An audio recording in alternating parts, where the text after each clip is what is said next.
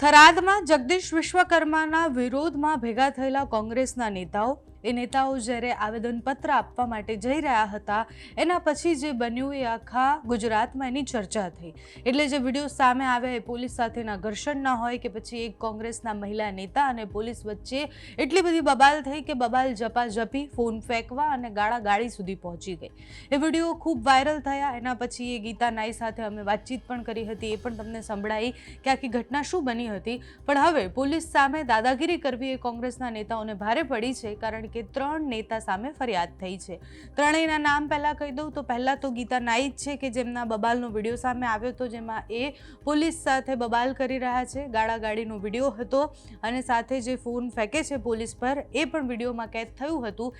એમની સામે પણ ફરિયાદ થઈ છે કે પોલીસ સામે ગેરવર્તન અને ખરાબ વર્તન કરવા બાબતે। એના સિવાય બીજા 2 નેતા કોંગ્રેસના કોણ છે તો પ્રધાનજી ઠાકોર છે અને સિદ્ધરાજસિંહ ચૌહાણ છે। સિદ્ધરાજસિંહ ચૌહાણ જે તમને એ વિડીયો પણ યાદ હશે કે જેમાં પોલીસ સાથે એ બબાલ કરતા દેખાય છે, પાછળ પોલીસની વાન છે અને કોંગ્રેસના નેતા જે એવું કહેવાય કે જગદીશ વિશ્વકર્માએ જે બફાટ કર્યો અને જે ખોટું કર્યું છે એની સામે વિરોધ કરવામાં એ પણ ખોટું જ કરતા દેખાયા।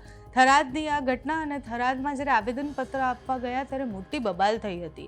જગદીશ વિશ્વકર્માનું પૂતળું બાળવામાં આવ્યું હતું, એના સિવાય ત્યાં વિરોધ પ્રદર્શન થયા હતા અને હવે સામે આવ્યું છે કે એ વિરોધ પ્રદર્શન કરવા માટે કોંગ્રેસ દ્વારા કોઈ પણ મંજૂરી લેવામાં નહોતી આવી। ત્યાં પોલીસ સાથે કોઈ જ મંજૂરી ન લીધી એટલે પોલીસે એમને રોકવાનો પ્રયત્ન કર્યો અને પછી પોલીસ સાથેના ઘર્ષણના એ વિડીયો સામે આવ્યા।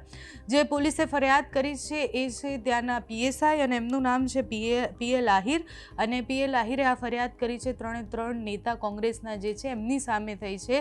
પહેલું તો ત્યાં મંજૂરી વગર તમે કેવી રીતના વિરોધ પ્રદર્શન કર્યો એની, અને સાથે જ આવેદનપત્ર આપવા જતી વખતે પોલીસ સાથે જે ઘર્ષણ થયું, પોલીસ સાથે ગેરવર્તન કરવામાં આવ્યું, આ મામલે વિરોધ કરવામાં આવ્યો। અમે જ્યારે ગીતા નાઈ સાથે વાત કરી તો ગીતા નાઈનું એવું કહેવું હતું કે પોલીસે મને ગાળ આપી અને એટલે મારે આટલું ઉગ્ર થવું પડ્યું।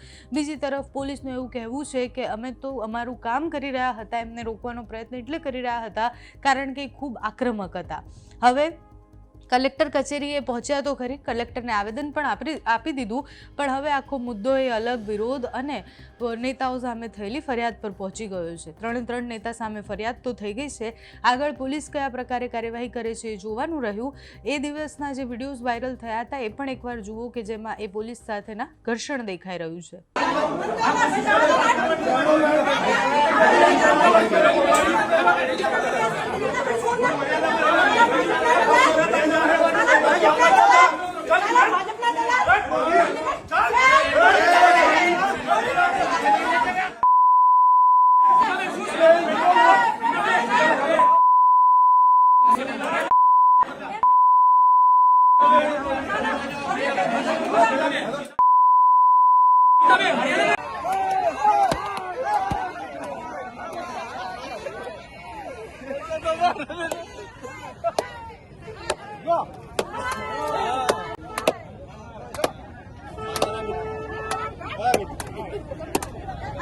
Bye.